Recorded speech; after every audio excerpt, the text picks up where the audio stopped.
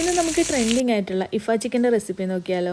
ഞാൻ ഇപ്പോൾ ഇവിടെ ചിക്കനൊക്കെ ഒന്ന് കഴുകി വൃത്തിയാക്കിയതിന് ശേഷം ഇതുപോലെ ഒന്ന് അടിച്ച് പരത്തി കൊടുത്ത് ഒന്ന് വരഞ്ഞു കൊടുക്കുന്നുണ്ട് മസാലയൊക്കെ പിടിക്കുന്നതിന് വേണ്ടിയിട്ട്.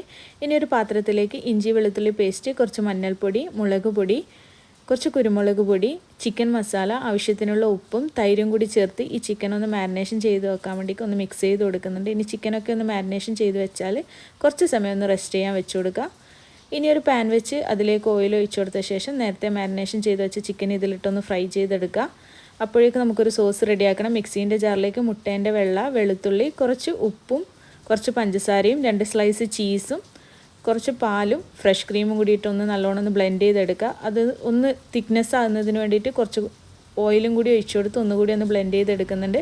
അപ്പോഴേക്കും ചിക്കനൊക്കെ ഒന്ന് ഫ്രൈ ചെയ്ത് റെഡിയായിട്ട് വന്നിട്ടുണ്ട്. ഇനി നേരത്തെ റെഡിയാക്കിയ സോസ് ഇതിൻ്റെ മുകളിലേക്കായി ഒന്ന് സ്പ്രെഡ് ചെയ്ത് കൊടുത്ത ശേഷം കുറച്ച് സമയം ഒന്ന് ലിഡ് വെച്ച് കവർ ചെയ്ത് കൊടുത്താൽ നല്ല ടേസ്റ്റി ആൻഡ് അടിപൊളിയായിട്ടുള്ള ഇഫ ചിക്കൻ റെഡി ആയിട്ടുണ്ട്. എല്ലാവരും ഒന്ന് ട്രൈ ചെയ്ത് നോക്കുക.